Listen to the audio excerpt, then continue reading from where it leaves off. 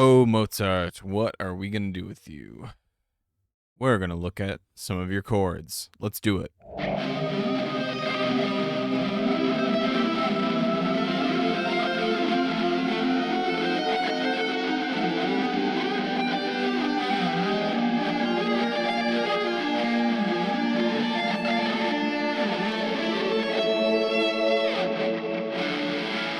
Mozart's Lacrimosa is from his Requiem in D minor, which was basically his dying piece, so to speak, right? And this piece in particular, being his most famous, arguably one of his most famous works of all time, happened to be the one that he was apparently dying while writing. So this was his last one before, I think, a relative or something ended up finishing the rest of the entire Requiem, okay? So throughout Lacrimosa, there are a lot of really cool parts that we can talk about, but there's a very particular section, more of a build-up, so to speak, that we're going to talk about and we're going to turn into sweeps or arpeggios. And we're also going to talk about the music theory, so that way you can get some ideas about how to build your own sort of style of chords, arpeggios, that sort of thing. All right, let's do it.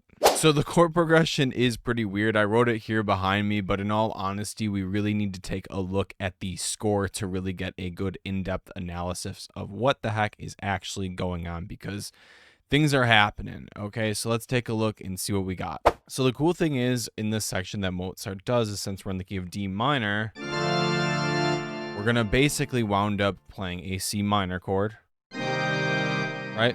But I'm going to show you how he's going to kind of move all the way across throughout the rest of what sounds like C minor, but we're going to wound up going back to D minor with just a couple of cool tension and resolution chords. Being that we see a 5/7 of 3, that basically means that we're going to play the dominant 7 of the third of the key. So the key is D minor, so you're going to have to go to the third scale degree, which is F, and then you're going to have to play the dominant 7 of F, which is C7, okay, like that. So we're basically going to end up playing C minor, and we're going to play C7, and then what we're going to end up resolving to, as you'd expect, is F. Okay, so after you play the F chord, you're actually going to wind up playing an F sharp diminished chord. Okay. Are you a guitar player who's really looking to shred but just can't really put the pieces together? Or maybe you've been playing for a really long time and things just aren't really clicking for you? What I want to offer you is my completely free, no-cost masterclass. In the masterclass, I'm going to take you through everything from your technique to your music theory to your fretboard knowledge, so that way we can get you to your goals and finally become the shredder that you always wanted to be. So click on the link below. I'd love to see you there. Back to the video. But it's a secondary diminished, so we're going to basically be doing a diminished of the 4, which is G. Right? Just like that. And it resolves really, really nicely, right? So far we have...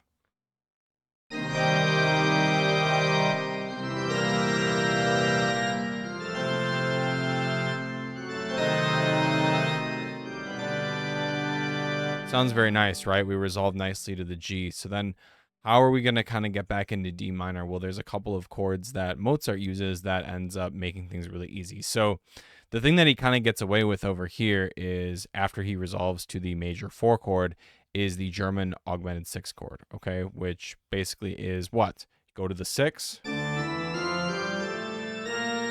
6, I guess you could say, and then create a dominant 7 shape. Right? You can use it to go into the 5. Right? But in this case, after you hear that,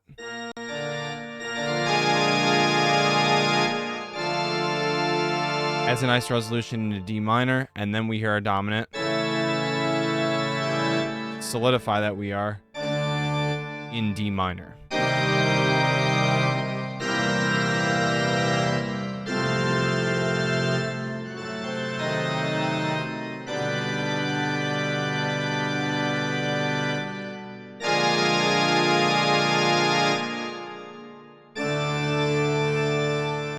So the last little tidbit that is kind of the secret sauce of Mozart is how he is able to harmonize these chords instead of just playing it like blocks like I did. I'm not a very good piano player, but check this out. This is how he uses it with theory, and this is how I translated it into the sweeps on the fretboard. So basically all you got to do is take a look at the soprano. Okay, so if you look at the soprano, it doesn't take a genius to realize that he's going up semitones, right?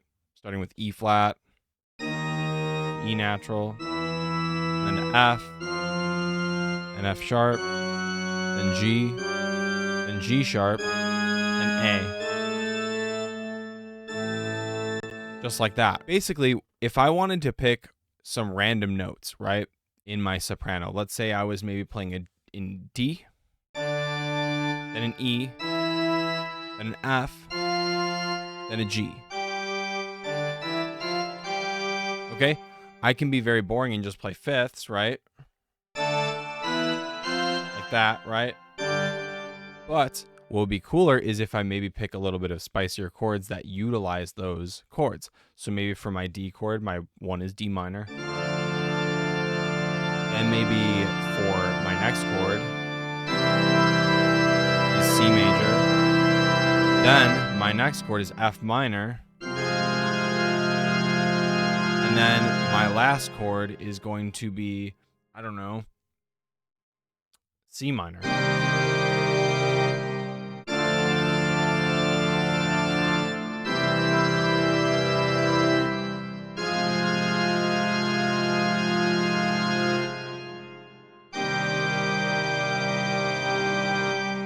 Actually sounds all right. I'm going to use that so don't steal it. And that's pretty much how I translated into sweeps, because as you can see in the tab, all there really is every single high point of the note is going through that E flat, to E natural, to F sharp. That's how it works. That's how you get that sort of build up. But it's not like there's just chromatic chords. If you did chromatic chords, it would sound really weird, right? You just have like...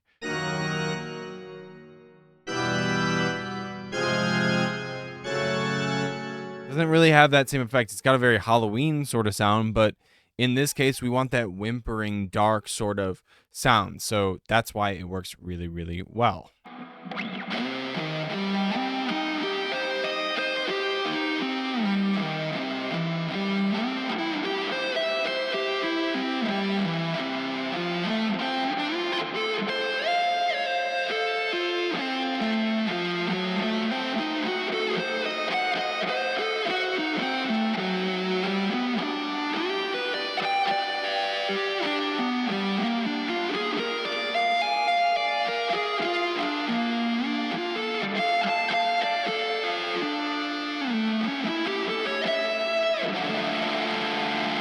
So creating these on the fretboard is actually relatively simple if you know how basic arpeggios are formed. So if you take something like C minor with the first arpeggio,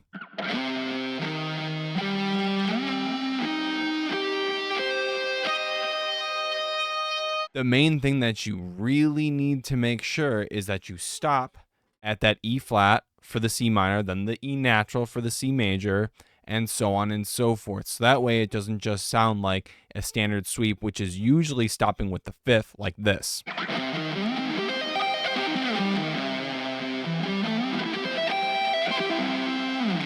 It doesn't really have that same rising effect as this.